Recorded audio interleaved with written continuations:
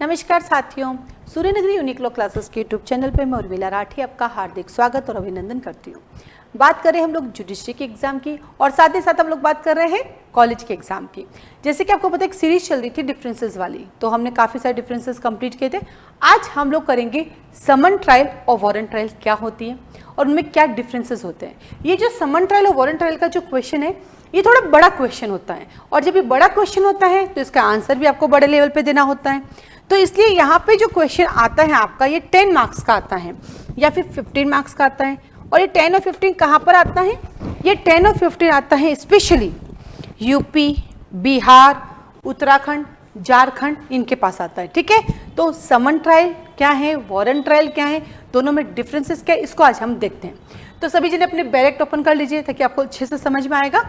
जब हम बात कर रहे हैं समन और केसेस की, तो सबसे पहले हम बोलते हैं समन केसेस क्या होते हैं। क्या बोलते हैं अपन लोग? समन केसेस किसे कहते हैं? तो हम पढ़ते हैं समन केस, ये हम लोग पढ़ते हैं सेक्शन 2 के डब्ल्यू में। ये हम लोग पढ़ते हैं 2 के डब्ल्यू में। तो चलिए आ गया 2W। फिर हम करते हैं वारंट केस और ये वारंट केस हम लोग पढ़ते हैं सेक्शन 2 के X में। ठीक है, तो ये समन और वारंट, इसके जैसा हमारे पास और भी कोई है। कौन है इनके जैसा? एक है समन और एक है हमारे पास वारंट। ये जो समन और वारंट है ये हम लोग कहाँ पे पढ़ते हैं? समन एक आपका निमंत्रण पत्र है 61 से लेकर 69 तक, और वारंट कहाँ पढ़ते हैं? 70 से लेकर आपका 81 तक। समन हमेशा डुप्लीकेट होता है क्योंकि एक कॉपी अपने पास होती है, दूसरी दी जाती है। और समन हो चाहे वारंट ऑलवेज रिटन होगा, ये दोनों चीजें कभी ऑरल नहीं होती है। हाँ, डिफरेंट ये कि समन डुप्लीकेट होता है, वारंट सिंगल होता है और कोर्ट की साइन सील दोनों में होता है। ठीक है, फिर ये दोनों भी आ गए अब आपके पास। तो अब इनके आगे चलते हैं तो हमारे पास होती है वारंट ट्रायल। कैसी ट्रायल? Warrant trial. और एक होती है हमारे पास समन ट्रायल। समन ट्रायल ये हम पढ़ते हैं चैप्टर नंबर 19 में, तो ये हम पढ़ते हैं चैप्टर नंबर 20 में। ये है सेक्शन नंबर 238 से 250 तक, और ये पढ़ते हैं हम बेटा 251 से 259 तक। जब भी कभी आप ये पढ़ते हैं तो आप एक चीज़ नोट करते हैं, और क्या चीज़ नोट करते हैं? आप देखते हैं कि ये जो हमारे पास वारंट ट्रायल है ये डिफरेंट है, डिवाइडेड है इन 2 पार्ट। कितने पार्ट में डिवाइड है आपके? ये 2 पार्ट में आपके डिवाइडेड है। फर्स्ट पार्ट कहता है on police report, on police report. Second बात कहता है अदर देन पुलिस रिपोर्ट। तो ये क्या होता है बेटा on police report, other than police report? इसको समझने के लिए हमें पता होना चाहिए सेक्शन नंबर 190। सेक्शन 190 सीआरपीसी कहता है कॉग्निजेंस। क्या वर्ड यूज किया? कॉग्निजेंस, यानी संज्ञान लेना। तो क्या कहता है सेक्शन 190 सीआरपीसी कहता है कॉग्निजेंस लेना। कॉग्निजेंस कौन लेता? कोर्ट। कोर्ट मतलब मजिस्ट्रेट। कोर्ट माने मजिस्ट्रेट। कौन सा मजिस्ट्रेट लेता है कॉग्निजेंस, पता है आपको? Yes, first class magistrate and second class magistrate. ठीक है बेटा। अब यहाँ पे भी गजब की ट्विस्ट है, और वो ये है कि second class magistrate direct cognizance नहीं लेता है, उसके लिए सीजेएम के द्वारा ऑथराइज किया जाता है। कौन ऑथराइज करता है बेटा इनको? सीजेएम। ये पूरा इंटरव्यू का क्वेश्चन है। ठीक है, तो क्या कहा कि कॉग्निजेंस लेते हैं। कौन लेता है? ये लोग। कैसे लेते हैं ये कॉग्निजेंस? कैसे लेते हैं? तो कहते हैं कि ये जो कॉग्निजेंस हैं वो लेते हैं 3 तरीकों से, 3 वेज है। फर्स्ट इज कंप्लेंट, जिसको हिंदी में बोलते हैं परिवाद। कैसे लेते हैं बेटा? परिवाद से। ये जो मैं बता रही हूँ सारा प्रैक्टिकल बता रही हूँ, कोर्ट की प्रैक्टिसिंग लॉयर के अकॉर्डिंग चल रहा है, और थ्योरी में तो आएगा ही आएगा, इंटरव्यू में भी काम आएगा, प्री में भी आएगा, सब जगह काम आएगा। और सबसे पहले आपकी नॉलेज के लिए कि क्रिमिनल मैटर में प्रोसीडिंग होती कैसे, वो आपका प्रोसेसर बता रही हूँ, जो इंटरव्यू में बड़ा पूछा जाता है आजकल, है ना। तो कंप्लेंट केस में, और यहीं से निकलते निकलते हम उसके पास पहुंचेंगे। सेकेंड आता है हमारे पास पुलिस रिपोर्ट। ये जो पुलिस रिपोर्ट है ना बेटा, ये कैसे होती है? एफआईआर से, यानी 154। इसलिए कहता है कि कंप्लेंट केस 2 टाइप के होते हैं, पहला ऑन पुलिस रिपोर्ट वो आ गया, और दूसरा other than police report. Other than police report में 2 चीजें हैं, पहला तो आ गया कंप्लेंट, और इसी का थर्ड पॉइंट कहता है कोर्ट स्व मोटो भी कर सकती है या अदर इंफॉर्मेशन मिलने पर भी, है ना। तो पहली हमारे पास है अदर ऑन पुलिस रिपोर्ट, यानी सेक्शन 190 का अपने पास सबसेक्शन 1 का बी क्लोज यही कहता है, और अदर देन पुलिस रिपोर्ट में क्या आएगा, सेक्शन 190 सबसेक्शन 1 का ए पॉइंट और 1 का सी पॉइंट, है ना। तो ये आप ट्रायल समझने के लिए पहले आपको सेक्शन 190 पता होना चाहिए। 190 पता चला तो पता चल गई हमारे पास 2 तरह की। तो वारंट ट्रायल कितने टाइप की होगी, 2 टाइप की।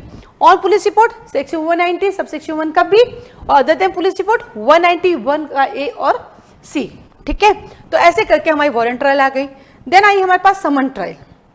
समन ट्रायल में ऐसा कोई प्रोविजन नहीं है, समन ट्रायल सिंपल है 251 से 259, क्लियर।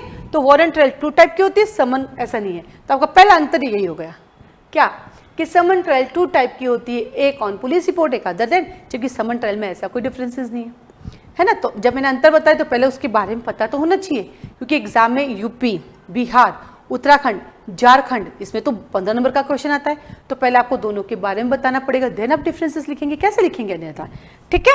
चलिए, तो इसको विस्तार से आपको पढ़ना पड़ेगा, और वो आपको कहाँ पढ़ना पड़ेगा, वारंट ट्रायल जो है आपकी, वारंट ट्रायल जो है वो स्टार्ट होती है 238 से, फिर 239, 240, 241, 2, 3, 4, 5, 6, 7, 8, 9, है ना। और देन आता है आपके पास 250, और समन ट्रायल होती है हमारे पास 251, 250, 3, 4, 5, 6, 7, 8 और 9 से। ये डिफरेंसेस वाला इसलिए इसको डिटेल में अभी यहाँ पढ़ाऊंगी नहीं, वैसे हम अपने क्लास में जब पढ़ाते हैं तो पूरा डिटेल पढ़ाते हैं, एक लाइन कराते हैं, हर एक की पॉइंट लिखाते हैं, और इवन दो जब हम क्लास में पढ़ाते हैं तो हम टिप्स पे भी कर देते हैं। तो इनको आपको याद करना पड़ेगा, लेकिन मेन एग्जाम में इतना याद होएगा, यस। जो इसको अच्छे से सेक्शन वाइज याद करके लिखिएगा एग्जाम में तो उसको अच्छे मार्क्स मिलेंगे, और जो सेक्शन वाइज देख करके कहानी लिखिएगा तो थोड़ा नंबर कम मिलेंगे। तो ये याद करना है, और हम लोग क्लासरूम में जब पढ़ाते हैं तो उसको पूरा डाटा ही देते हैं, पूरा एकदम प्रोसीजर के भाई ये आया, सबसे पहले 238 के अंदर 207 का कंप्लाइज करेंगे, फिर मैटर बनेगा नहीं बनेगा, देखिए नहीं बनेगा तो डिस्चार्ज करेंगे, बनेगा तो चार्ज फ्रेमिंग करेंगे, चार्ज फ्रेमिंग करके आपसे पूछेंगे कि आप प्लीड करना चाहते हो क्या, फिर 242 के अंदर हम लोग क्या करेंगे, प्रोसिक्यूशन के एविडेंस लेंगे, फिर 243 के अंदर क्या करेगा, डिफेंस आएगा, फिर 244 के अंदर ऑन कंप्लेंट पे एविडेंस लेंगे, 245 के अंदर जो है फिर से आपके बुलाएंगे, मैटर क्या बोलते हैं आपसे पूछेंगे प्ली करेंगे या नहीं करेंगे, फिर आता है 240, ऐसे करके हम आपको पूरा का पूरा याद कराते हैं। तो ये आपको याद करना है। अब आता है डिफरेंसेस क्या है, क्योंकि जैसा कि मैंने बताया कि ये डिफरेंस बताने थे, तो दोनों के बारे में। अब केवल राजस्थान की बात को तो सिंपल डिफरेंस पूछेंगे, महाराष्ट्र की बात को तो ये सब नहीं आएगा, सीधा डिफरेंस पूछेंगे। तो ये डिफरेंस क्या है, यहाँ पे हम लिखते हैं समन। वैसे नहीं स्टार्टिंग में समन ट्रायल नहीं लिखते, क्योंकि इस बार चैप्टर्स चेंज होते ना तो अपन उल्टा कर देते हैं। आ जाओ, यहाँ पे अपन लिख देते हैं वारंट ट्रायल, क्योंकि पहले वारंट है अपने पास, तो वारंट ट्रायल, ठीक है। और यहाँ पे हम लिखेंगे समन ट्रायल, वारंट ट्रायल और समन ट्रायल। पहला डिफरेंस है हमारे पास कि वारंट ट्रायल उन मैटर्स में होती हैं जिनमें पनिशमेंट 2 ईयर्स से अधिक होता है, यानी डेथ सेंटेंस, लाइफ इम्प्रिजन या 2 ईयर्स। तो कौन से मैटर जो 2 ईयर्स से अधिक होते हैं, और ये वाले 2 ईयर्स तक होते हैं। तो पहला आ गया कौन से मैटर में करेंगे, तो आपने कहा 2 साल से कम, 2 साल से अधिक वाले में। सेकेंड आता है आपके पास कि वारंट ट्रायल में चार्ज फ्रेमिंग मैंडेटरी है, चार्ज फ्रेमिंग आरोप विरचित करना, जबकि समन ट्रायल में चार्ज फ्रेमिंग मैंडेटरी नहीं है।